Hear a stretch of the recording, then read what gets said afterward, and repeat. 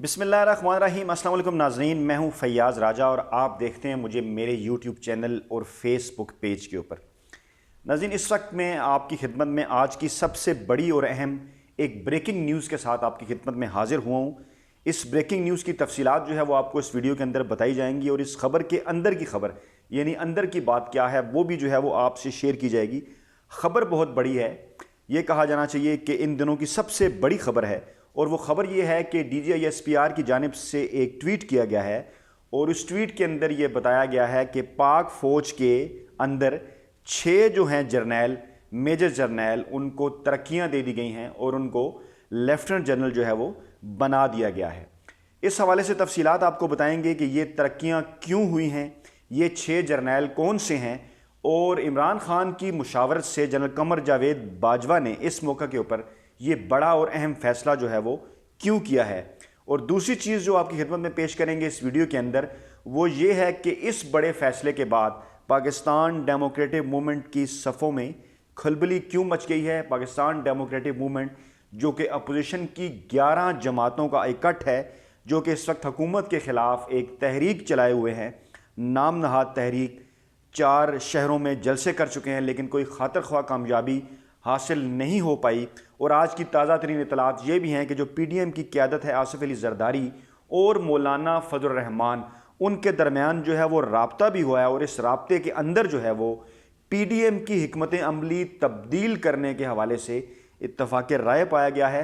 आसिफ जरदारी साहब जो सीनियर सियासतदान हैं, उन्होंने PDM की क़यादत को ये मशवरा दिया है कि हिकमत अमली जो है वो जो अपोजिशन की 11 जमातें हैं, जो PDM है, जो हुकूमत के ख़िलाफ़ तहरीक चला रहे हैं, वो अपनी हिकमत अमली तब्दील करें। हमारे ज़राए के मुताबिक इस मुलाकात के अंदर रिव्यू किया गया है चारों जलसों का और इस बात के ऊपर गौर किया गया है कि अभी तक जो है वो तहरीक के अंदर मोमेंटम क्यों नहीं पैदा हो सका।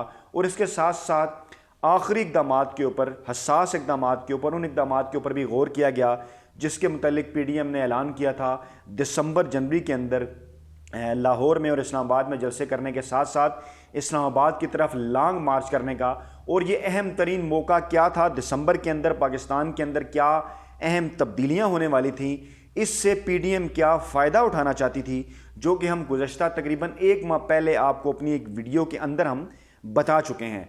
वो नाज़रीन ख़बर ये थी कि 10 दिसंबर 2020 को पाक फ़ौज के अंदर जो 6 सीनियर जर्नैल हैं, जो लेफ्टिनेंट जनरल हैं, वो रिटायर्ड होने जा रहे हैं और उनकी जगह पर 6 नए जर्नैल आएंगे और उनकी तैनातियां होंगी। सबसे पहले मैं आपको ये बता दूं कि ये जो 6 जर्नैल रिटायर्ड होने जा रहे हैं 10 दिसंबर 2020 को, ये कौन कौन हैं। इनमें लेफ्टिनेंट जनरल हुमायूं अजीज़ शामिल हैं जो कि कोर कमांडर कराची हैं।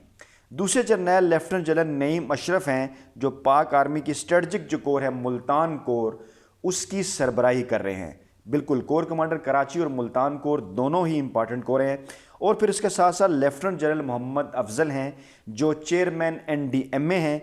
इसके साथ साथ चौथे जर्नैल लेफ्टिनेंट जनरल शेर अफगन हैं जो कि inspector general training and evaluation हैं, जो कि बड़ा अहम ओहदा है। और army chief Qamar Javed Bajwa army chief बनने से पहले इस ओहदे के ऊपर फाइज थे।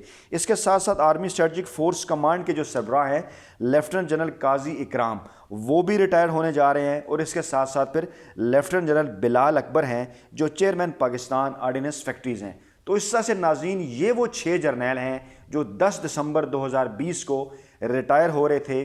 और अपोजिशन का मकरू मंसूबा ये था कि इस मौके के ऊपर जो है वो लॉन्ग मार्च को इस्लामाबाद की जानिब लाकर ये तासुर देने की कोशिश की जाएगी कि शायद पाक फ़ौज के अंदर, कोर कमांडर्स के अंदर किसी किस्म का कोई इख्तलाफ है मौजूदा हुकूमत के हवाले से। और इसके साथ साथ जो है वो इस किस्म का गलत तासुर जो है वो पेश करके खुदा न ख्वास्ता पाक फ़ौज के अंदर किसी किस्म की कोई डिवीजन के हवाले से कोई तासर पैदा की जाने की कोशिश की जानी थी अपोजिशन जमातों की जानिब से। और इसी हवाले से आज की जो बड़ी और अहम तरीन और ब्रेकिंग न्यूज़ है वो ये है कि इन 6 जर्नैलों के रिटायर्ड होने से 15 दिन कबल जो है वो जनरल कमर जावेद बाजवा ने हमारे ज़राए के मुताबिक वज़ीर-ए-आज़म इमरान खान की मुशावरत के बाद एक अहम तरीन और बड़ा फ़ैसला किया है। और इस बड़े फ़ैसले के बाद जो है वो अपोजिशन की सफ़ों में खलबली मच गई है। और इस किस्म की तासुर, इस किस्म की ख़बरें जो अपोजिशन फैलाना चाहती थी कि खुदा न ख्वास्ता शायद पाक फ़ौज के अंदर किसी किस्म की कोई इख्तलाफात हैं, लॉन्ग मार्च के ऊपर गलत तासुर देने की कोशिश करनी थी,